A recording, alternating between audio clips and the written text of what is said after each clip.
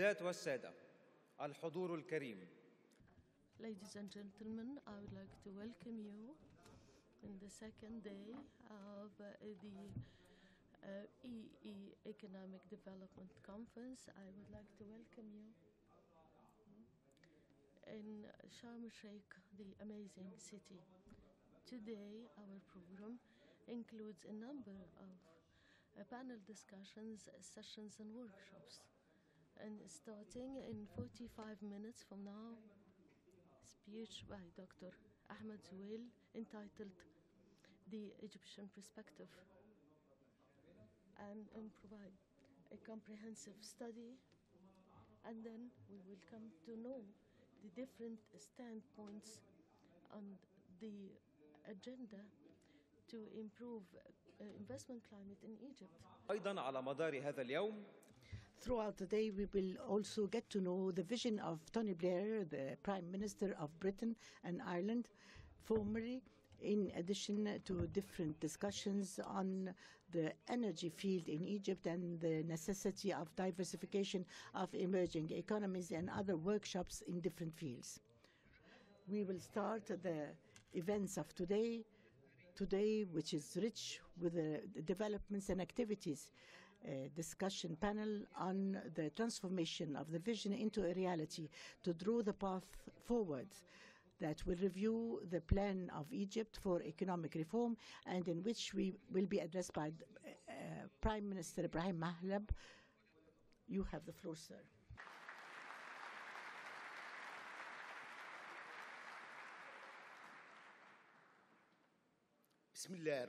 In the name of God, Excellencies, distinguished guests, dear colleagues, ladies and gentlemen, welcome to the City of Peace in Sharm el-Sheikh. I would like at the outset to extend my sincere thanks to a kind response to Egypt's invitation to participate with building Egypt the future.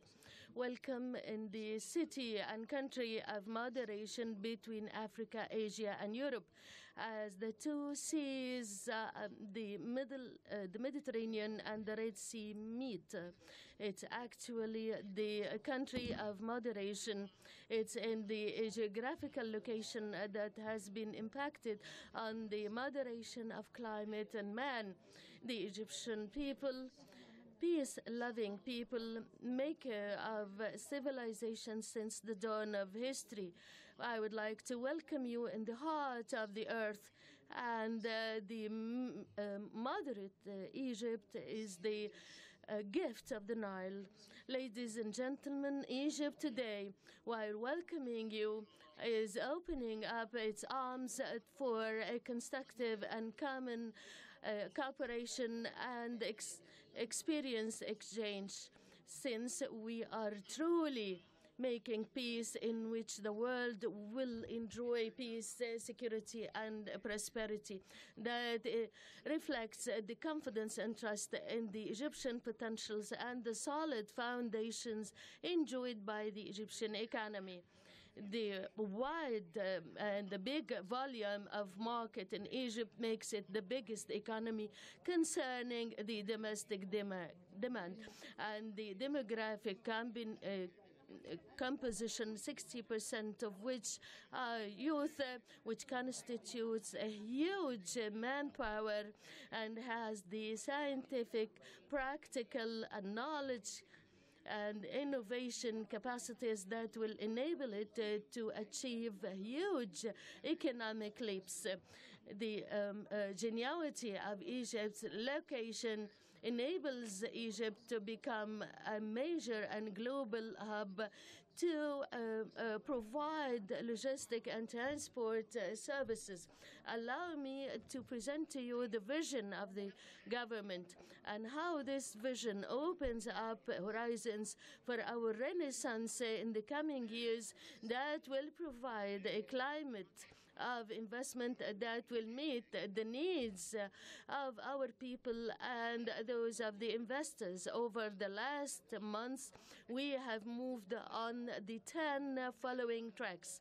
First of all, to achieve political stability, which is illustrated in Egypt's firm commitment to the political roadmap, the referendum on constitution, presidential election, and the forthcoming parliamentary elections. Secondly, Egypt is moving towards giving a big space to the private sector in order to assume its major and key role in boosting a production process according to the international standards vis-à-vis competitiveness, quality, and diversification, and also to provide the ample climate for an economic growth based on knowledge and innovation. A free economy invests the genius location that will achieve sustainable development, justice, and to improve the quality of life and happiness of citizens, and to optimize the returns of our partners, the investors, and inclusive economic growth that will trickle down to all. Third, to work to create a distinguished investment climate with entry and exit, and adopts measures and procedures to address the chronic distortions, structural distortions that the Egyptian economy has long suffered from.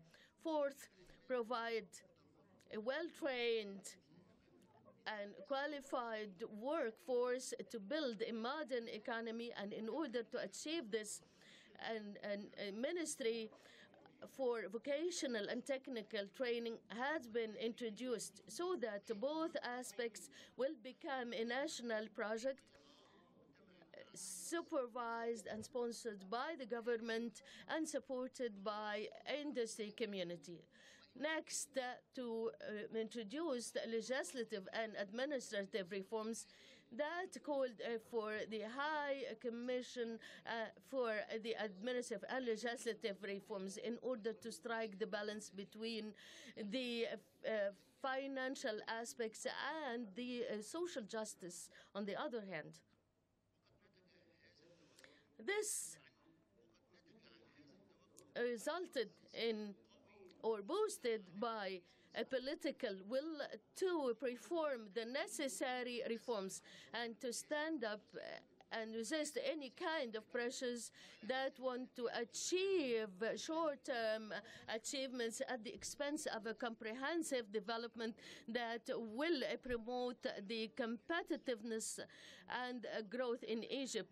The Egyptian government during the last 6 months has adopted a number of steps in order to develop the administrative body of the state, namely to set up the High Commission of Administrative Reform that revisited the mechanisms of the administrative body and its regulations, and the law of the civil service that has been recently issued, and the local administration that is due to be issued shortly is one of the outputs of this commission so far.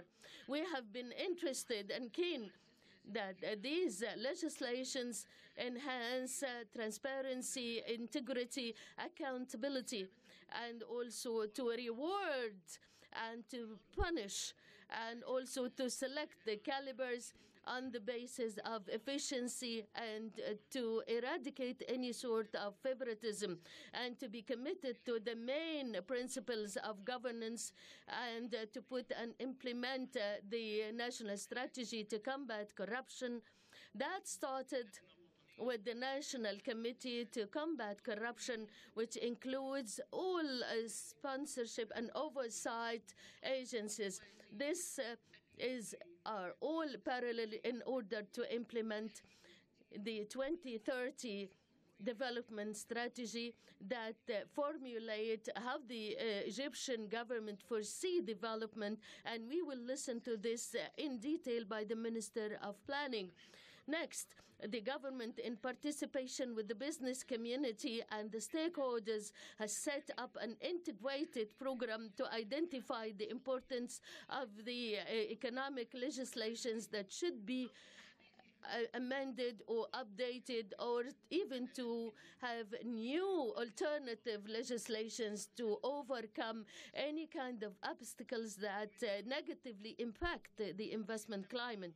Therefore, the economic regime as a whole and system, and one of the main reforms is to have a unified investment law that facilitate the licensing and allocation of lands process, and also enhances the settlement of disputes. And then the common government is committed to fix the tax policies in order to ensure the success of investment in all areas. In addition, some amendments and modifications have been done on a number of important laws in order to have a friendly investment climate, the protection of competition, and the law of companies that facilitate the activities, and also the regulation and the law of the special economic zones that addresses the shortcomings that have been clarified throughout the last 12 years that will enable and to set the stage for the necessary utilities to exercise the activity. The government has also started a new regime that is the automation that identify a code for each square meter of Egypt, and to have a unified code for any building, establishment, or road.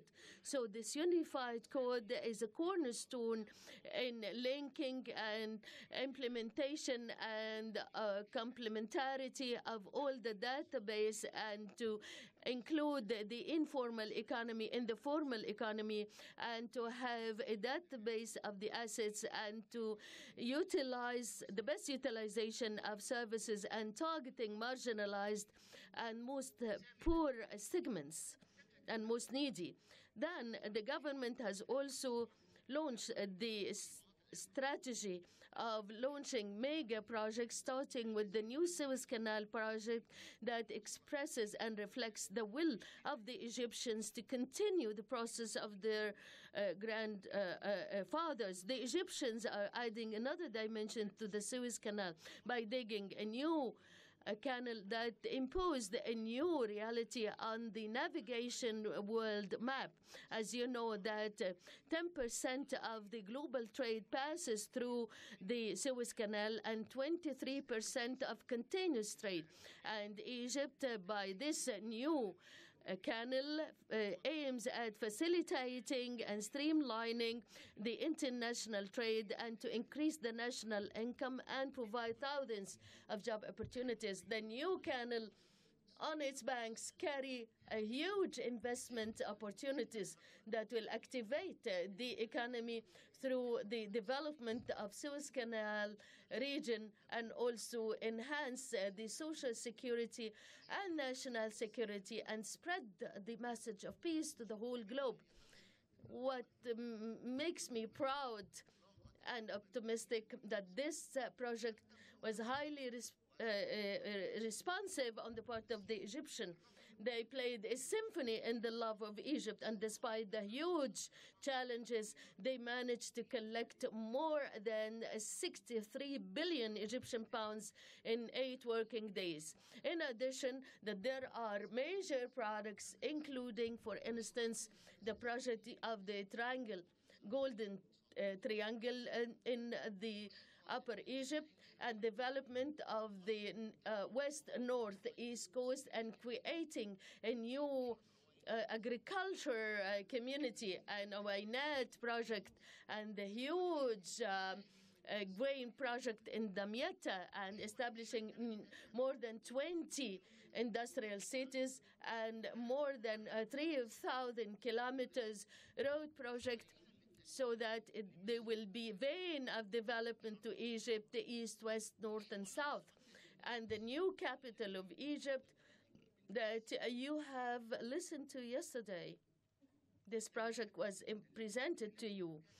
All the efforts made had a positive impact on the testimony of trust and confidence given to Egypt by international and regional institutions. The creditworthiness and ranking has been improved by international and regional organizations. The World Bank, and for the first time in 5 years, that Egypt opted to reform, correct, and this will lead the Egyptian economy towards growth and stability.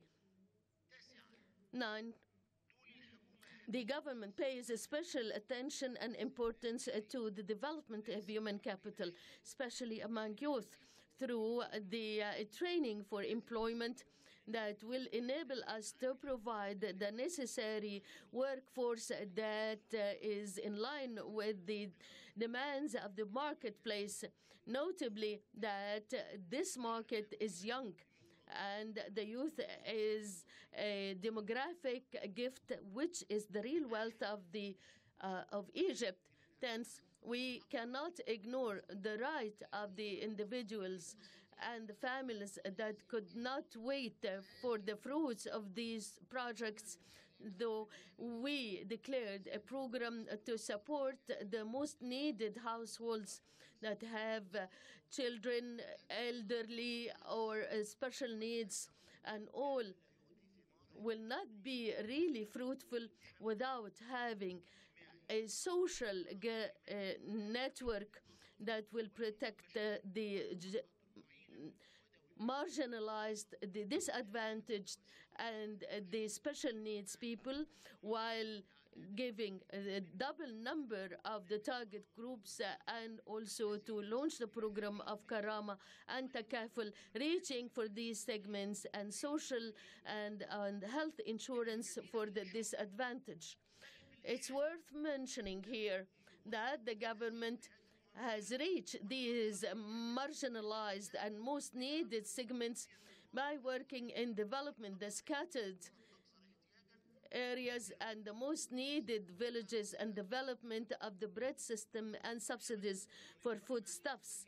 The social network is the responsibility of the government before God and the country, as all the revenues of investment will be equally distributed.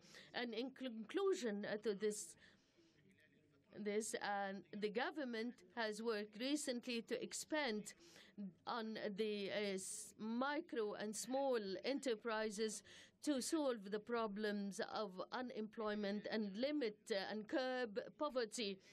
And Ayadi project, as next week, another project will be launched under your project and supervised by the local administration ministry and non-centralized management and administration in the governments. Ladies and gentlemen, it's not easy to attain these ambitious objectives because the conflicts and the challenges, be it at the local, regional, or international levels. Yet we are going ahead with making the required structural reform with determined will and rhythm in order to maintain the balance and integration between the social and economic different policies.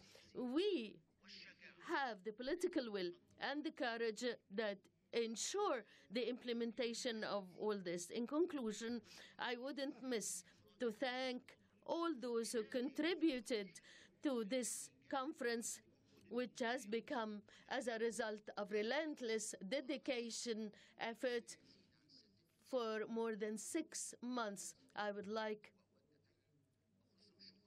to sincerely thank Dr. Ibrahim El-Assaf, the Minister of Finance in Kingdom of Saudi Arabia,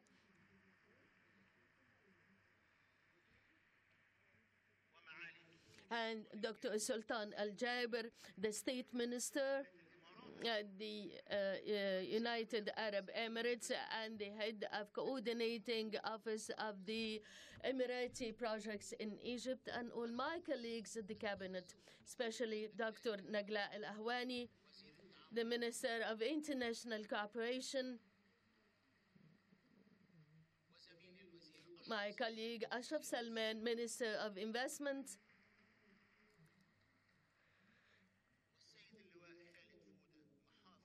General Khalid Fouda, the Governor of South of Sinai.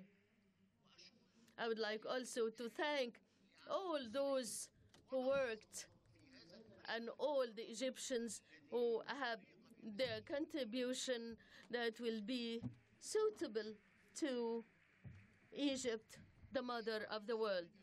I would like also to thank our brothers in the Arab countries that supported us in the transitional period, and I thank them for their continued efforts and support. Finally, I would like to say that the bridges of confidence that we build and support between us on one hand and investors, our partners in development, be it local or international, will indefinitely help in achieving our aspirations in a better future for Egypt, the region, and for the whole globe. Egypt, at a very cross point, historical moment, that God gave us a leader who has a vision and a people who has the will. We have to respect this opportunity and to work day and night to our beloved country. I wish you all the best. Have a pleasant stay in Egypt. May God protect Egypt, people, and armed forces. I would like to thank you very much for your kind attention.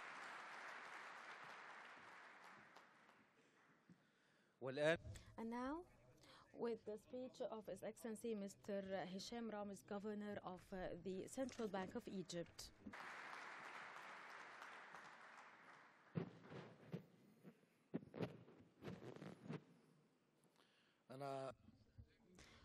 I will talk in English so that all the participants would get to understand me. It gives me great pleasure to welcome you to attend the long-awaited Economic Development Conference that will mark the remodeling of Egypt's economic map and the beginning of a new era based on a long-term growth and prosperity. Clearly, the success of the upcoming days will not only reflect positively on Egypt, but rather on the whole region. The real challenges that started in 2011 with the political changes did cause negative repercussions on the economic scene in Egypt. Stressful circumstances included the several downgrades of Egypt's credit ratings, foreign exchange pressure due to the capital flight, lack of FDIs, and falling tourist arrivals. Sectorial pressure, especially in the tourism sector, volatility in the capital market. Despite facing many pressing challenges, the Central Bank of Egypt rose to the occasion and was able to confidently and promptly respond to the apprehensions in the market. The CBE, Central Bank of Egypt, was able to fulfill all Egypt's foreign currency obligations with no delays.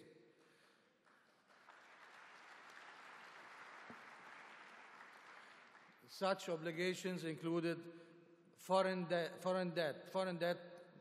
including Paris Club redemptions for some countries, Eurobond redemptions.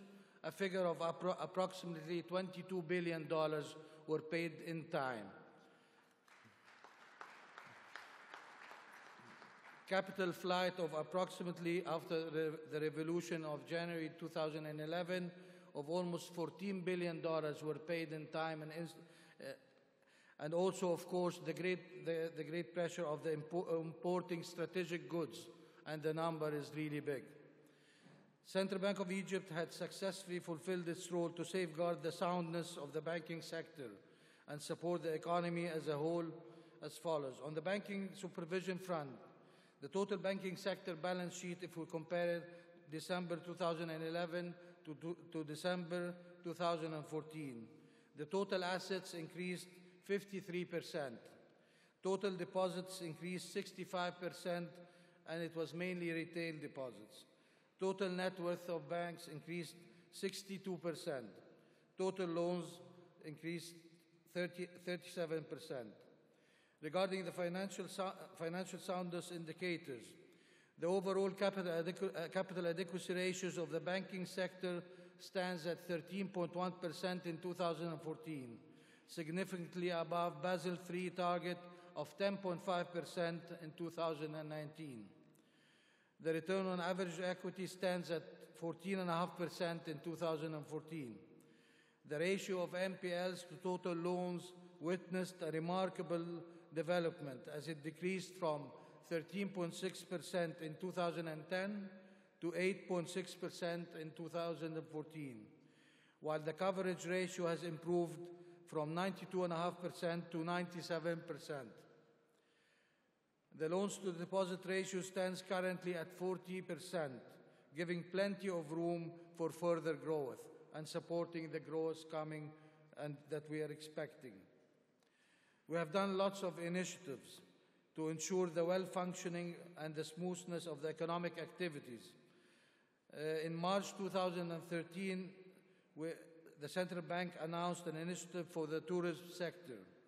In February 2014, we announced a mortgage loan initiative, the Mortgage Finance Initiative. In September 2014, the Central Bank of Egypt facilitated the issuance of the Swiss Canal certificates, which were mainly issued for Egyptians, excluding the banks, which were intended mainly to finance the Greater Swiss Canal project. We collected 64 billion Egyptian pounds, almost $9 billion in only 8 working days, out of which 27 billion Egyptian pounds were fresh funds representing new liquidity entrance to the banking sector, which take me further to the financial inclusion. We believe that the funds raised by the Egyptian population for the Swiss Canal project is a stereotype lesson in financial inclusion. Clearly, inclusion is in our agenda for the near future. It's our tool to achieve growth from within and open up new fields of business while supporting our social responsibility role of including the poor and the otherwise excluded tranches of the society, such as the MSME. In this regard, the CBA issued a regulation supporting the opening of small-sized retail branches in the urban areas, as well as issuing mobile payments regulations. Moving forward, the CBA intends to focus on creating an enabling environment to further facilitate access to finance and enhance consumer protection and literacy. From the foreign exchange management perspective, the Central Bank took various steps, if you allow me, I'll say brave steps, to ensure the effectiveness of the foreign exchange market. In late December 2012, the Central Bank of Egypt launched the FX auction mechanism. The Central Bank of Egypt adopts a zero-tolerance policy for parallel market trading and deploys all possible tools to cripple these unlawful activities and ensure a uniform exchange rate price, which we did achieve.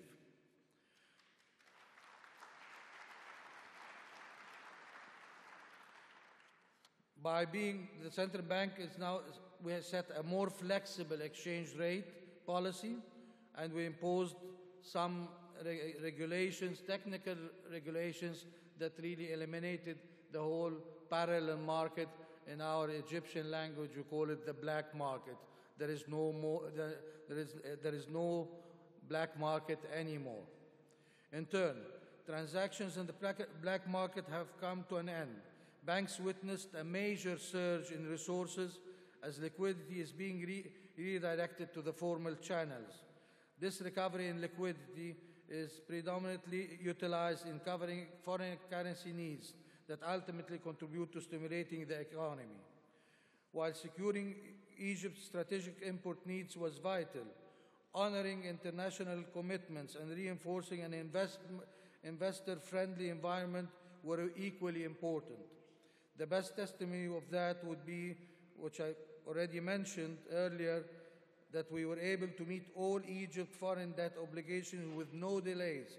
In March 2013, the CBE re-emphasized the repatriation mechanism for stock market, treasury bill, and treasury bond investors. The CBE overriding principle will always be ensuring an orderly foreign exchange market with no price target, with acceptable volatility, repeat, acceptable volatility, liquid interbank market which we believe shall resume its full activity soon. On the monetary policy front, our prime objective is price stability with special attention to growth and job creation. In conclusion, our efforts are starting finally to create a recovery in investor appetite and confidence. This was evident in the IMF Article 4 report on the Egyptian economy that acknowledged our recent measures and brave strides to jumpstart the economy. Indicators are also reflecting that improvement. After episodes of rating cuts and downgrades revisions of Egypt outlook, rating agencies have started revising their assessment of the economy. As recent as last quarter, Moody's changed Egypt outlook to stable from negative. S&P affirmed its rating with a stable outlook, while Fitch upgraded Egypt rating from B- to B with a stable outlook, and we are expecting more upgrades coming. Market pricing and indicators are also confirming the positive sentiment. Just to give a flavor, Egypt's cost of insurance premium 5-year CDS has come down from a high of 925 basis points to around 320 basis points. And I'm sure after this conference it will be much lower. The enthusiastic presence of your distinguished delegation is the best reinforcement to this positive sentiment. We would like to also reaffirm the fact that the banking sector in Egypt is well positioned thanks to its financial soundness, liquidity, infrastructure, top-notch calibers, and broad know-how across sectors to accommodate and cater to the vast range of potential projects. We are aware that our journey is far from over, but we do stand before you proud of the long way we have come. We have seen the grimmest of days, but have managed to overcome despite the relentless challenges. Going forward, we remain determined to continue with positive determination on both domestic and external fronts. As a fully independent central bank, and I always repeat this, fully independent central bank, we are fully committed to making Egypt a stable and prosperous economy for both its people and investors. We are growing more confident in the infinite potential of our people and the power of our synergy. Based on what we have presented to the esteemed guest of this conference, we hope that we all join hands and align our interests to yield a better and brighter tomorrow for all our nations. And I really thank you very much for your presence, and I wish you the best. And the banking sector is there. We will help you, we'll support you, we'll give you all what you need, all the advices, and I'm sure you will do very well. Thank you very much.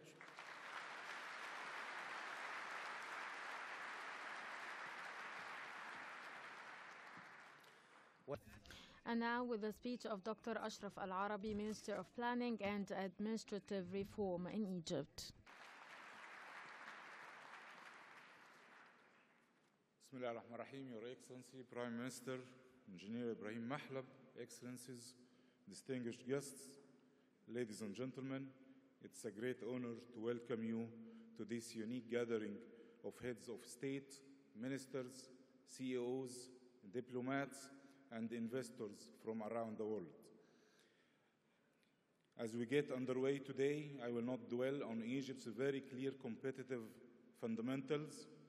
Your presence here tells us you understand that we are ideally positioned to serve as a trade, logistics, and energy hub, not only for the Middle East, Africa, but also for Europe. That the entrepreneurial spirit of our business community has helped create a very diverse economy, that political stability has been restored. By joining us here at Egypt Economic Development Conference, you are taking an active role in helping reshape our business climate as you explore compelling investment opportunities that will drive inclusive economic growth in Egypt. At heart, the EEDC is our opportunity to present the new Egypt. It is an outgrowth of our confidence as a nation, of our political stability, and of our attractiveness as a global business destination. The government of Egypt has recently undertaken bold reforms to capitalize on Egypt's potential and cement our position as a leading economy in the coming years. These have included reforms of our political system, our constitution, and our policy framework. That process is guided by the SDS, Sustainable Development Strategy, Egypt's vision for the year 2030. The SDS is, in short, a roadmap to the new Egypt we all want, to a new Egypt that will be a top 30 country in terms of its economy, competitiveness, human development, and the happiness of its citizens. Our progress in achieving SDS goals will be monitored by a set of KPIs which closely align with UN Sustainable Development Goals, SDGs. Before I dwell on the details, I think it is important to note that Egypt 2030 was developed using a participatory approach. We sought inputs from civil society, private sector, youth, and international development partners to ensure it is a vision that captures the hopes and aspirations of an entire nation. Today, I will focus on the economic, human development, and social justice aspects of Egypt's vision, as they are the most critical for us at this stage. As you would expect, Egypt 2030 foresees a sustainable economy. It foresees a nation in which future generations benefit from our natural resource wealth. And it foresees a nation in which social justice is a reality for all citizens, and where human development presents its core. The SDS is not just a vision, it is a plan. This plan begins with economic development, and our goal is clear. Ours will be a private sector-led economy that is vibrant, diverse, capable of achieving sustainable inclusive growth, and well-positioned to join the ranks of the world's high middle-income countries. We are already seeing progress on this front. Our government has taken bold policy action in the past year to improve the investment climate, resolve the majority of outstanding business disputes, and begin tackling our energy challenges. GDP growth accelerated to 5.6% during the first 6 months of the current fiscal year, with investment growing 20% in the same period. To support these economic programs, as well as the institutional and legislative reforms, it is imperative that they be accompanied by administrative reforms. There may be a measure of skepticism that remains regarding the elimination of bureaucracy in Egypt. However, we have no alternative, especially in view of this government's mandate. With this in mind, we are now implementing an ambitious administrative reform program to support the transformation of Egypt. We will promote transparency, take every step necessary to fight corruption, and encourage social accountability. A new civil service law was recently ratified, serving as a code of conduct for government employees, while guaranteeing their rights and improving their working conditions. In doing so, we are confident it will help boost the economic growth and contribute to the creation of a business-friendly environment. We are confident that these and the other short and medium-term reform measures will help spur growth. In parallel, we are also supporting key sectors with particularly strong potential to help in achieving the SDS objectives. We are now actively implementing mega projects which are mainly employment intensive to develop infrastructure, boost economic growth, and create jobs for young Egyptians. These include the development of Suez Canal, the new capital city, the Golden Mining Triangle, the North Coast region, the creation of new development corridors, the reclamation of 1 million Faddan, the establishment of 1 million new low-income housing programs, and the expansion of the public transportation network. To ensure that Egypt has the energy it needs to sustain its plans for economic growth, SDS aims to maximize the use of both traditional and renewable energy resources. Recent energy reforms we have undertaken, such as redressing energy subsidies, enacting the law on feed-in tariff for renewables, and steps to deregulate the sector were the first steps in our drive to ensure Egypt has the energy it needs to grow. SDS ensures that an integrated approach that strikes a balance between economic growth and the environmental factors is adopted. The other components of the SDS that need to be explored are human development and social justice. On the human development side, reforms are essential to create decent and productive jobs and encourage local economic development. Let me highlight one example of several initiatives recently introduced by the government in these regards. The government, in collaboration with the private sector, has recently established an equity or direct investment fund called EEDC, with around $1.5 billion capital at its disposal. In governorates across the nation, EEDC will help identify investable opportunities that can create jobs and promote the development of local feeder industries and companies. Ladies and gentlemen, our government recognizes that creating job opportunities and skill development frameworks is not enough. Egyptians need quality education to allow them to fully participate in the public and the private life of our nation. And they need to rest assured that they will have universal access to quality health care. These are essential factors not just in citizenship, but in enhancing Egypt's competitiveness in the global marketplace.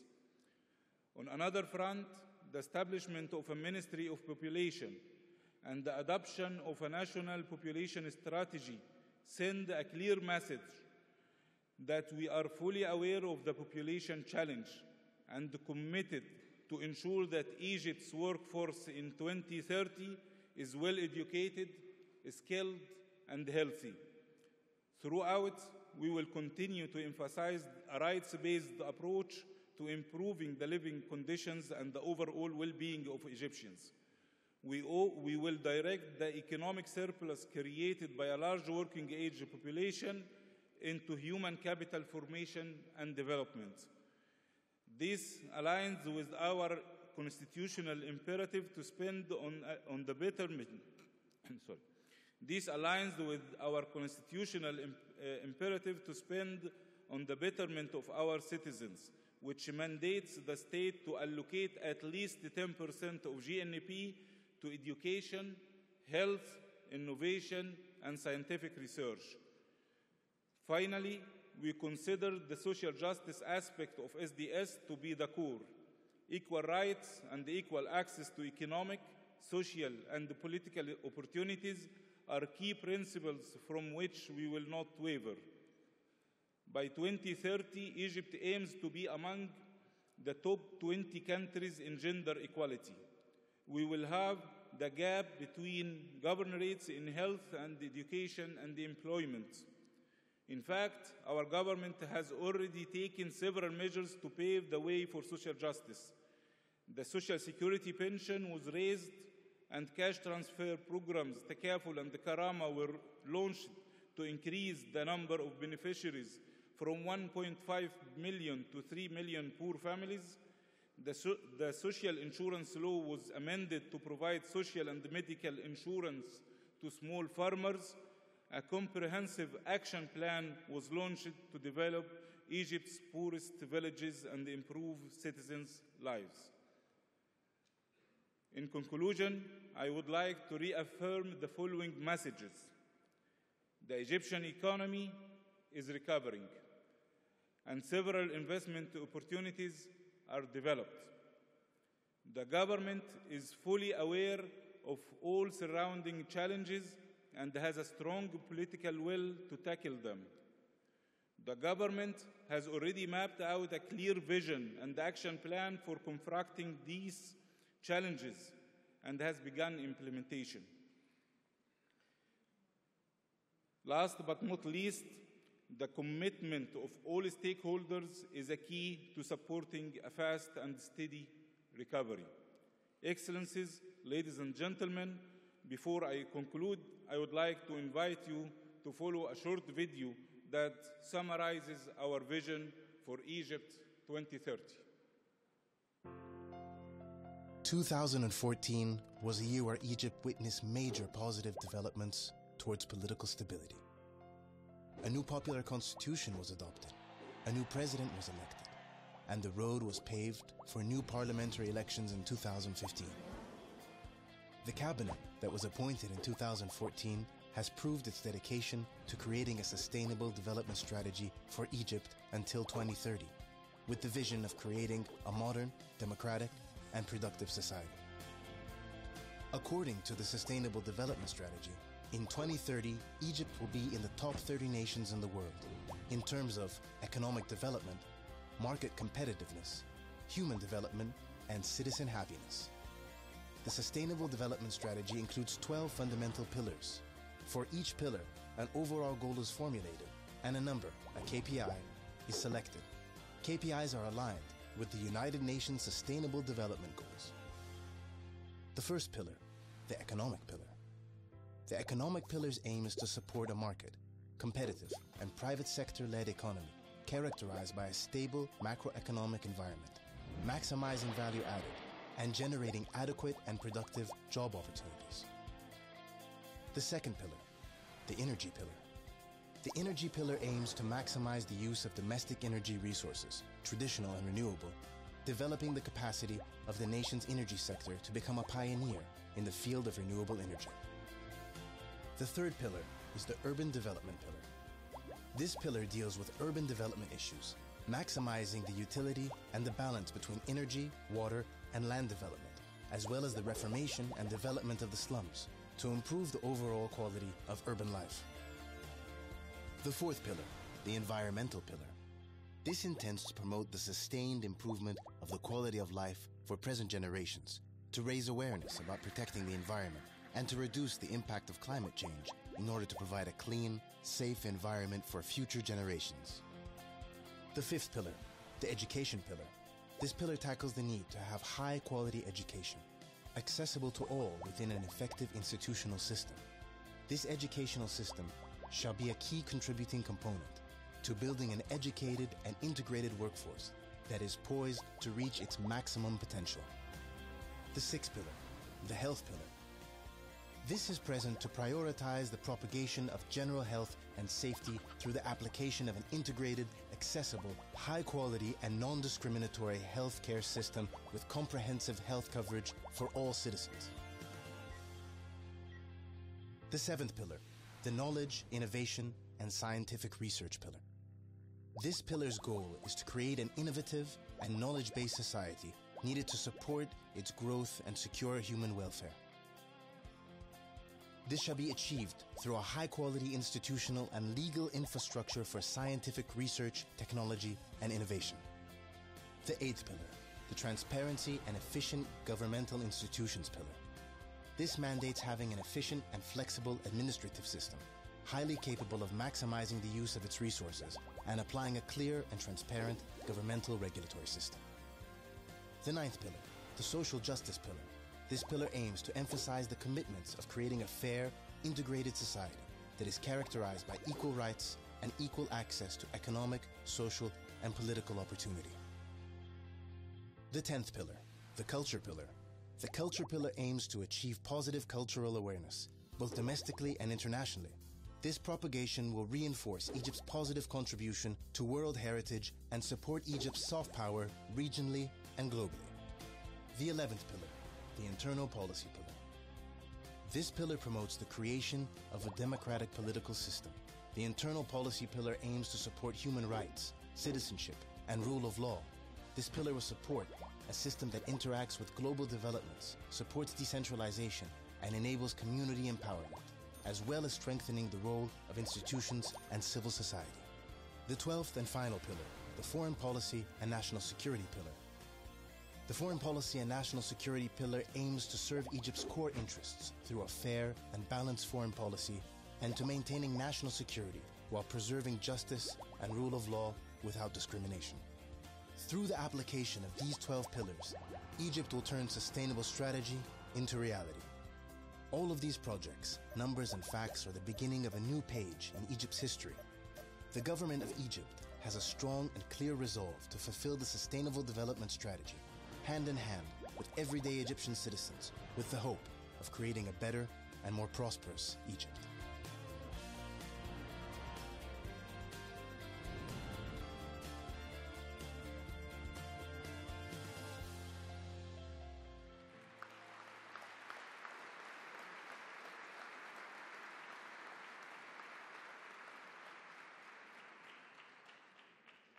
Excellencies, ladies and gentlemen, what we have just seen is a dream, but we are confident that we will make this dream come true. We have already started.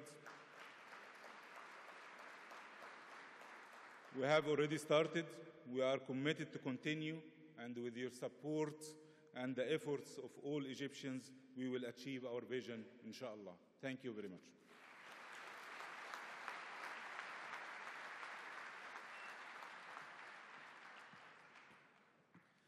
والآن مع كلمة. And now,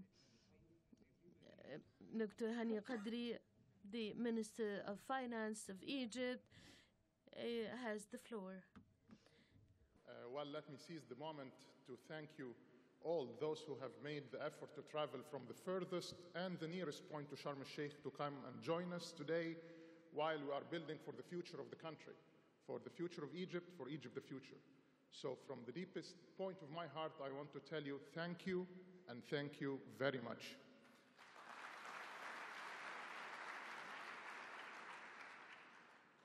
Well, we are here on a pointed mission that is very clear and obvious for all of us in the government and at the top level of the state. We are here to rebuild confidence in the Egyptian economy, to build aspiration for the future, and to gain the momentum. And this momentum is not only based on a vision, but on a firm and confirmed will from the political leader that we have to reform our country.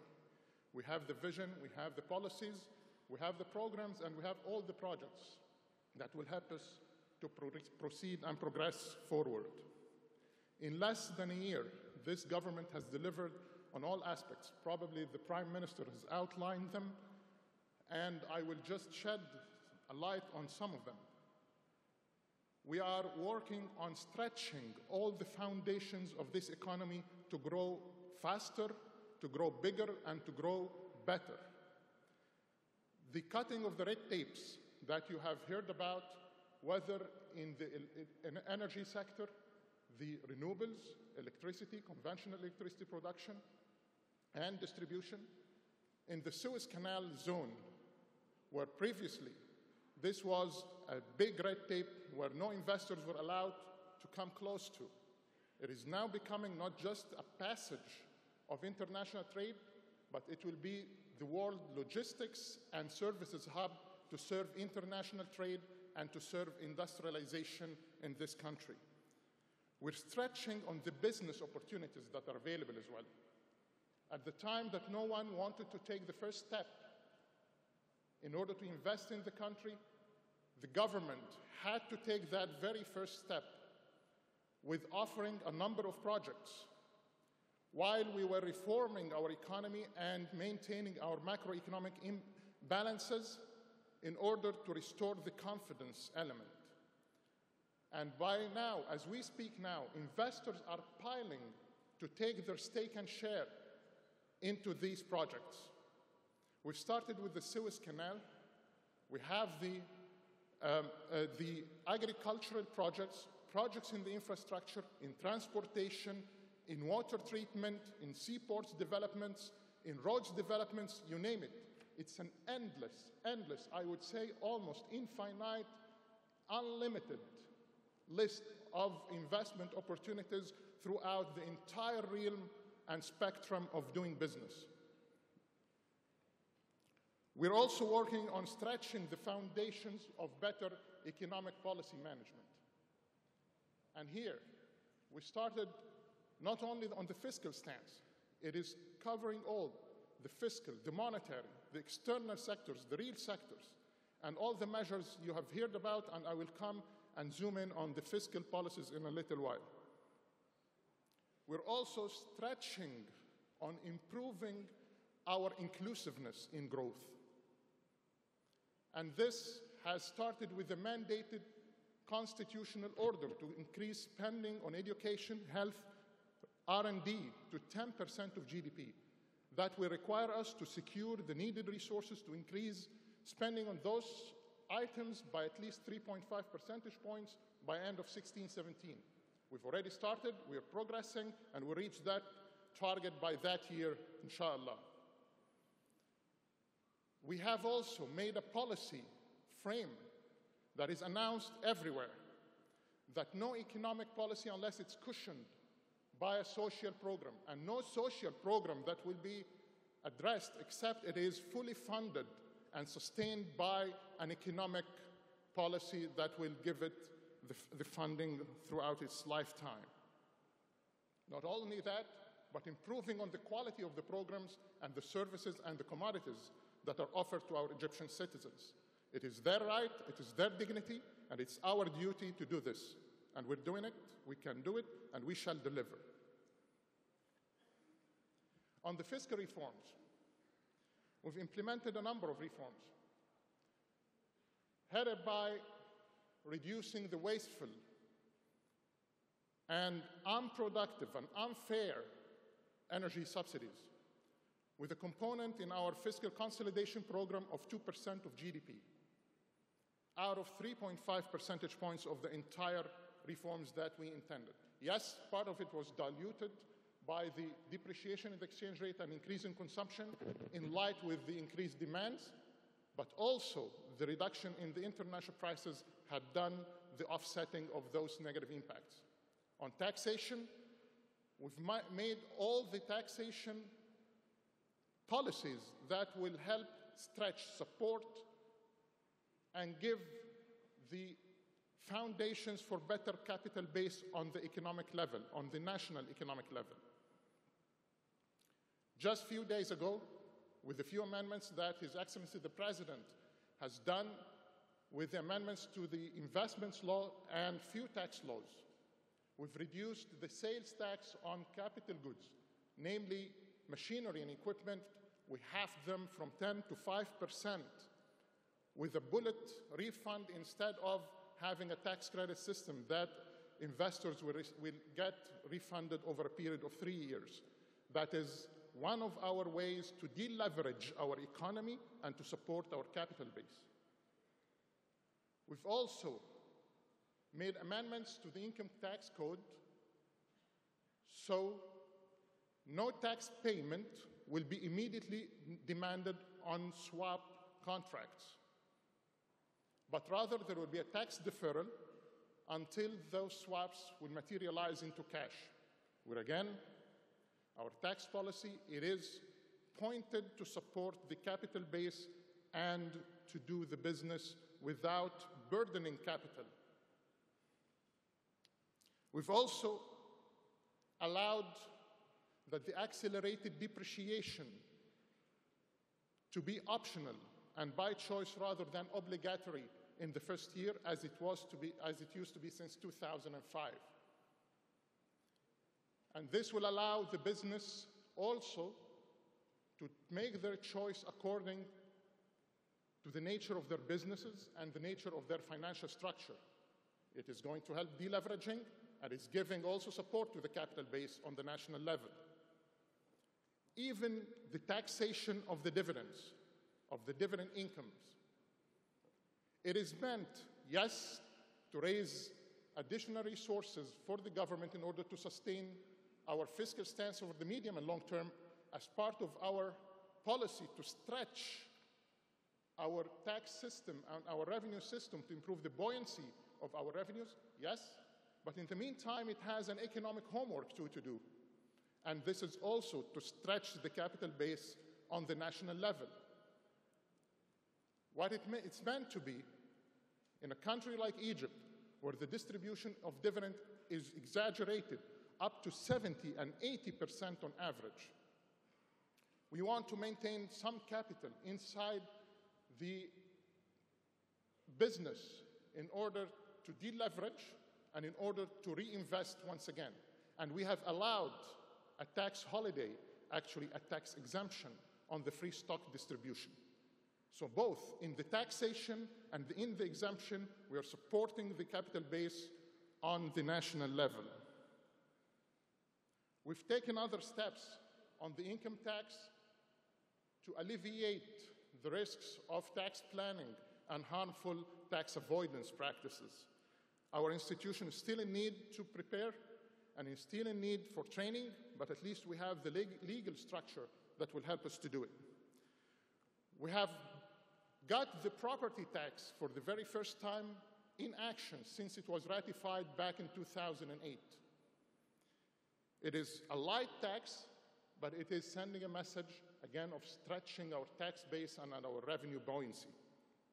And we've taken many steps to improve taxation on alcoholic beverages and tobacco. Our second step was the energy subsidies, which I spoke about, but it's not entirely about an issue of increasing prices. This includes a number of strategies, a number of policies, changing the energy mix of Egypt, changing the efficiency of energy usage, controlling the quantities of the energy that will be distributed on a smart card system, while moving the prices, of course. All of which, all together, make a combination of the phasing out of the energy subsidies while taking those resources not only to sustain our economic stance, but more importantly, to re-divert them once again into social programs, and this is how we are going to be funding our constitutional mandate to increase spending on the health and education. This is in need of more than $125, $130 billion between 2014, 15, 15, 16, and 16, 17. We are midway already.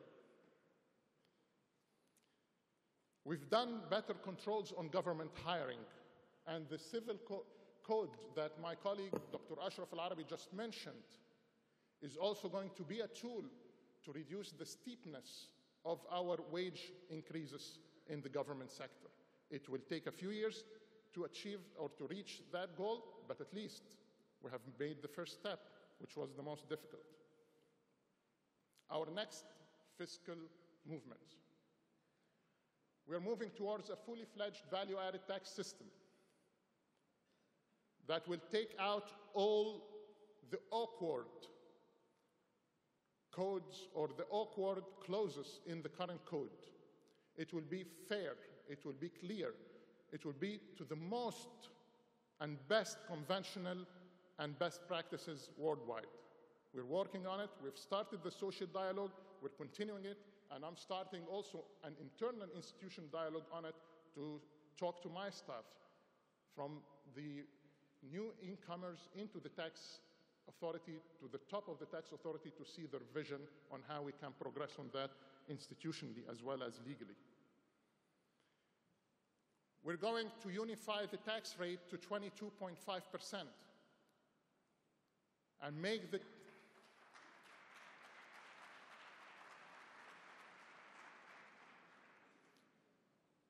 and close all the opportunities for tax arbitrage and for unfair tax treatments across our economy.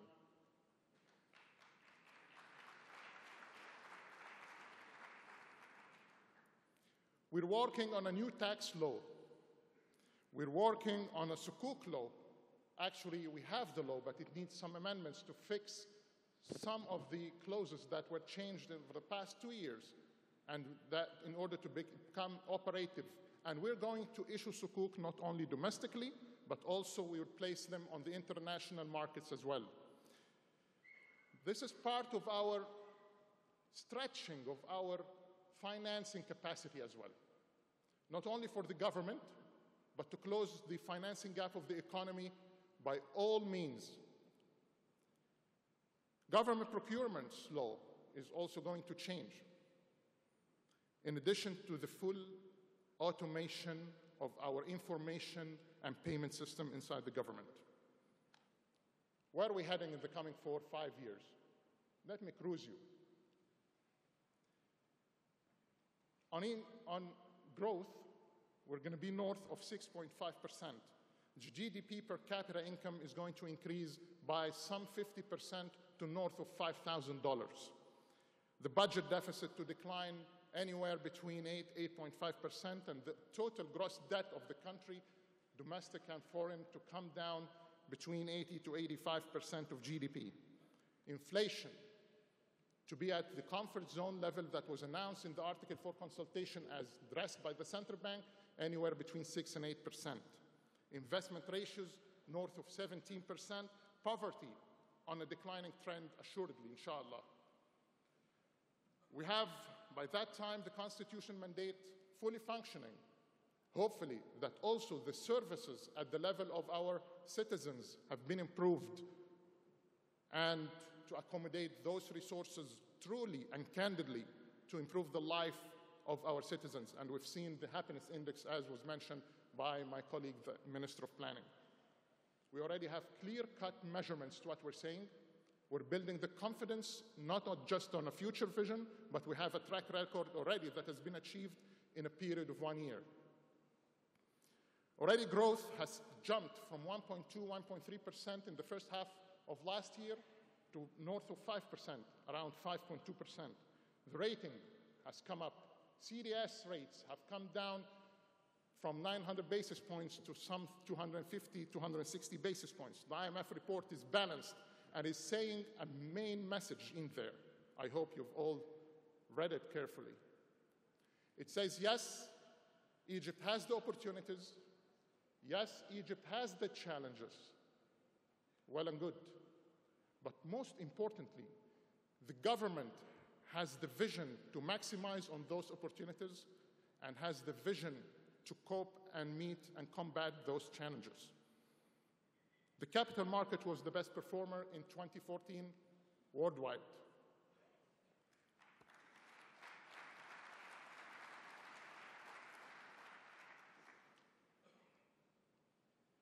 This is part of our track record. Let me tell you, looking around us, so many brilliant episodes that inspire us. You have the brilliance of diversity, the brilliance of success, the brilliance of climbing to the top. You have the brilliance of the power of innovation. Look at the China, the BRICS. Look at the US, look at the UK, look at the France. Look at everybody. Egypt has its own brilliance as well. It's the brilliance of its identity, and it's the brilliance of its resilience, and it's the brilliance of the potential that is unmatched, that is unprecedented, even in the history of Egypt itself.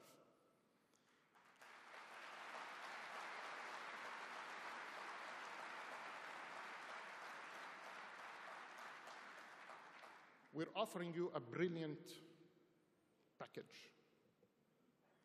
And you have made a brilliant decision to come here. And the brilliant decision to invest is yours. Thank you very much, and you're all brilliant.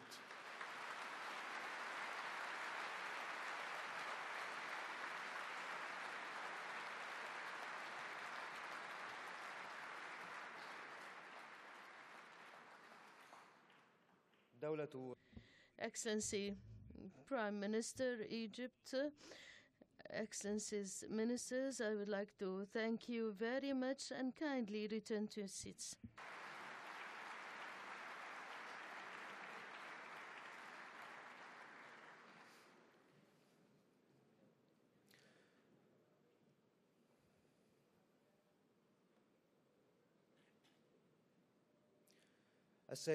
Ladies and gentlemen, distinguished participants,